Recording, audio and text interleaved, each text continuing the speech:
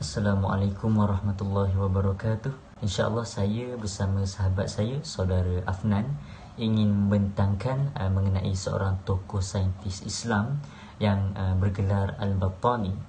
InsyaAllah saya akan terus kepada biodata diri beliau, iaitu latar belakang. Jadi tokoh ini bernama Abu Abdullah Al-Battani atau lebih dikenali sebagai Al-Battanius, yang merupakan seorang pakar sains yang terkenal dalam bidang matematik dan juga astronomi. Nama penuh ataupun nama sebenar beliau ialah Abu Abdullah Muhammad ibnu Jabir ibnu Sinan Al-Battani. Jadi beliau ini dilahirkan pada tahun 858 Masihi di sebuah negeri yang bernama Haran di Turki, berdekatan dengan negeri Battan. Selain Al-Battanius, beliau juga digelar sebagai Al-Battani dan juga Al-Battanius. Semua gelaran ini datangnya daripada bahasa Latin. Seterusnya, Abu Abdullah Al-Battani hadir dalam ataupun dilahirkan dalam sebuah keluarga yang menganut agama Sabian, di mana keluarga mereka melakukan ritual penyembahan terhadap bintang. Namun begitu, Al-Battani ini tidak turut bersama keluarga mereka. Beliau memilih Islam sebagai agama kehidupan dan meninggalkan agama Sabian keluarga mereka. Seterusnya, Al-Battani mengikut keluarga mereka berpindah ke Raqqah di Syria. Jadi di Raqqah ini beliau mula meneroka ilmu pengetahuan serta menceburi bidang astronomi dan juga matematik. Pada akhir abad ke-9, beliau berhijrah ke Samarra di Iraq bagi menjalankan kerjayanya lagi sebagai seorang saintis dan kemudian meninggal dunia pada tahun 929 Masihi. Seterusnya kita pergi kepada latar belakang keluarga Al-Battani. Jadi Al-Battani ini merupakan seorang anak kepada saintis yang terkenal juga yang bernama Jabir ibnu Sinan Al-Battani, dan disebabkan itu beliau mendapat pendedahan yang lebih awal mengenai perkembangan bidang astronomi.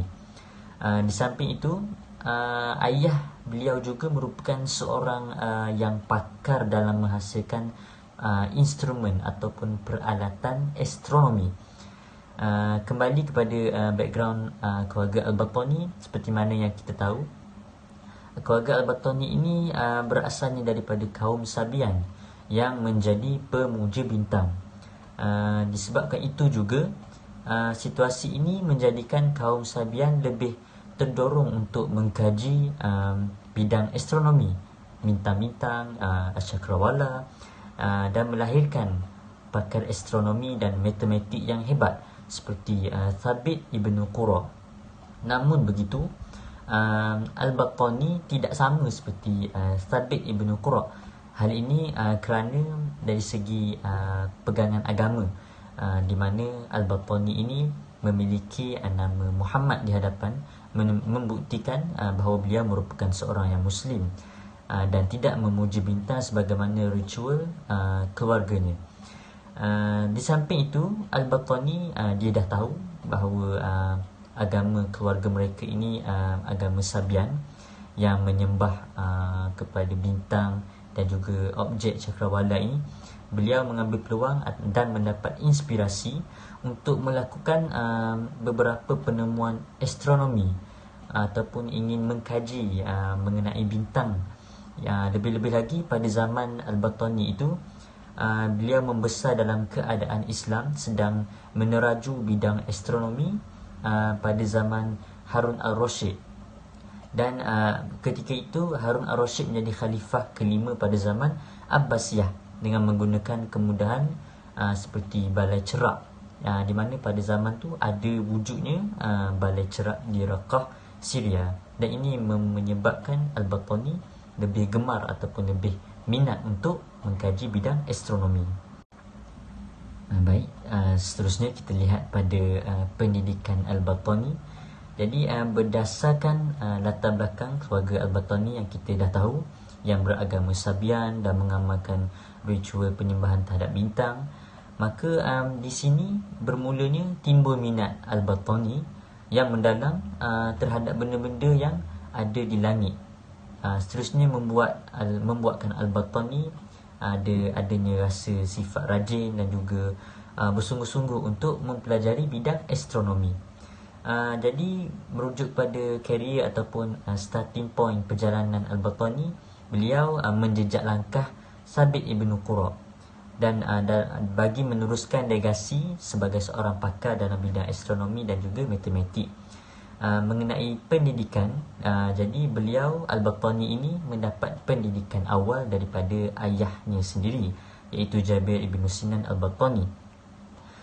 Dengan ketekunan dan kecerdasan yang ada pada beliau, beliau mampu menguasai dan juga mempraktikkan segala ilmu yang telah dicurahkan daripada ayah beliau.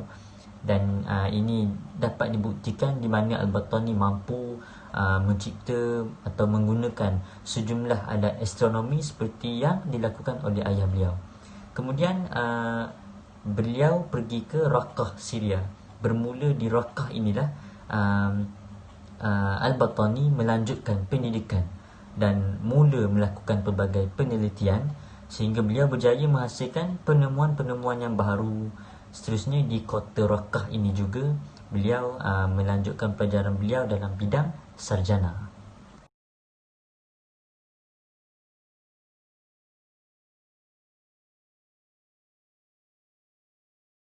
Okey, jadi saya ingin membentangkan mengenai sumbangan utama dan karya Al-Battani. Pertama sekali, sumbangan Al-Battani dalam dunia adalah membuat pemerhatian mengenai astronomi dan juga menemui satu penyelesaian dalam matematik, iaitu trigonometri. Beliau membuat operasi pencerapan di Anatolia dan Ar-Raqqah di Syria pada masa itu di bawah pemerintahan Khalifah Harun al-Rashid pada zaman Abbasiyah. Al-Battani merupakan seorang pemerhati yang terkenal dan peneraju geometri, astronomi, teori dan praktikal dan juga astrologi. Kemampuannya dalam mencerak dengan tepat dan teliti merupakan kejayaan besar dalam umat Islam. Seterusnya, beliau juga ada menyusun sebuah karya mengenai astronomi, iaitu dipanggil sebagai Al-Zij ataupun dikenali sebagai Al-Zij Al-Sabit. Karya ini merupakan karya agung baginya kerana dia sangat terkenal pada zaman itu. Karya ini mengenai astronomi dengan jadual dan mengandungi 57 bab. Okey. Melalui kitab Al-Zij, penerangan awal penulisannya itu mengenai pembahagian spiral langit menjadi tanda-tanda zodiak dan darjah. Yang keduanya, latar belakang alat matematik yang digunakan seperti operasi aritmetik. Seterusnya, bab 4 mengandungi data dari pemerhatiannya. Pada bab 5 hingga 26 membincangkan sebilangan besar masalah astronomi yang berbeza berikutan sebilangan bahan dari Almagest, Ptolemy. Gerakan matahari dan bulan dan 5 planet dibincangkan dalam bab 27 hingga 31. Seterusnya, melalui kitab ini, ia memberi sumbangan besar dalam astronomi, iaitu beliau mengkatalogkan 489 bintang. Beliau menyempurnakan nilai-nilai yang ada sepanjang setahun, seperti mana selama 365 hari, 5 jam, 46 minit, 24 saat dan musim. Dan dia menemukan berapa hari dalam setahun. Seterusnya, sumbangan besar Ptolemy. Banyak juga kitab-kitab lain seperti kitab Zid Al-Sabiq, Risalah fi Tahqiqi Aqdari Al-Istishalat, Ma'rifati Mata'ali Al-Burush fi ma baina arba al-falak, Ta'di Al-Kawakib, Syarh Arba' Maqalat lil Batlimus, dan kutub warasail fi ilmi al-Jugrafiyah. Ini semua kitab mengenai astronomi. Seterusnya,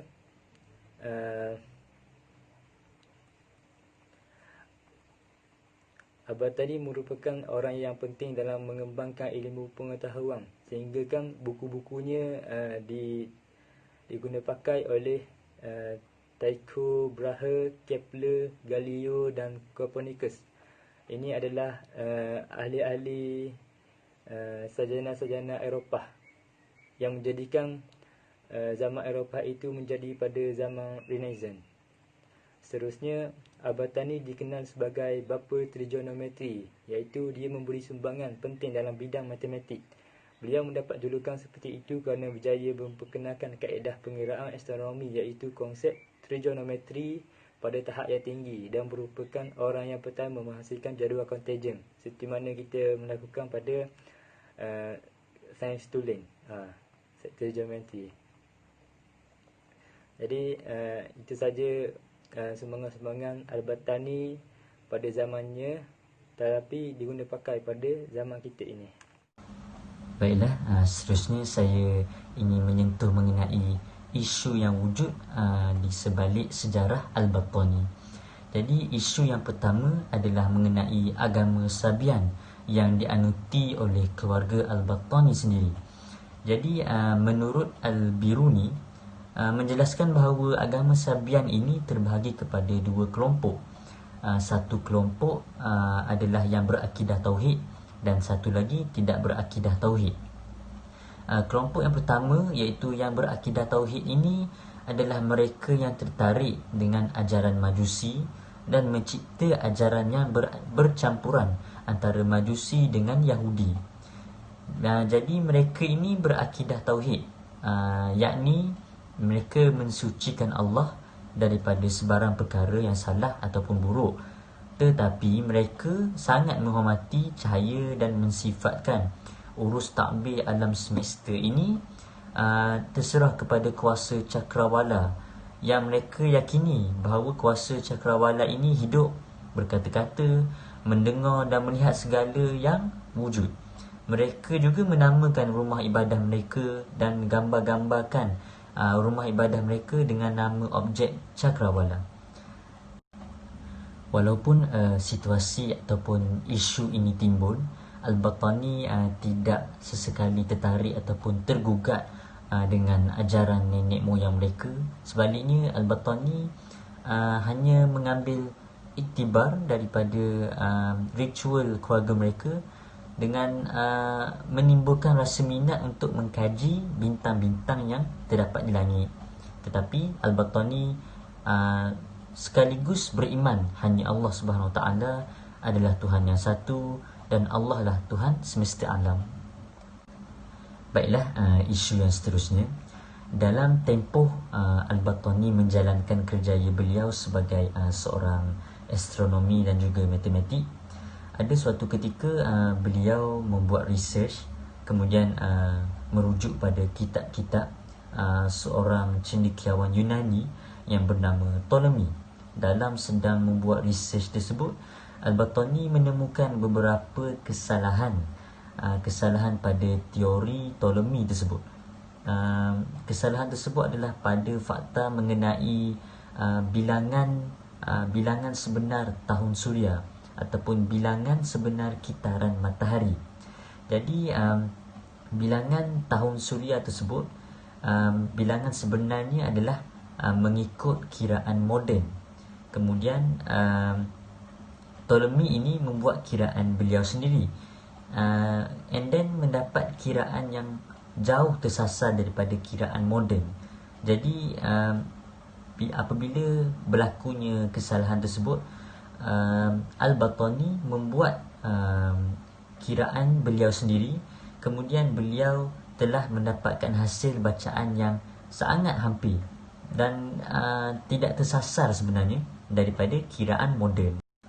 Jadi dengan isu sedikit kesalahan pada teori Ptolemy itu, Al-Battani merasakan isu itu perlu beliau betulkan. Tetapi beliau sangat-sangat seorang yang berwibawa, tidak masyhurkan kesalahan tersebut.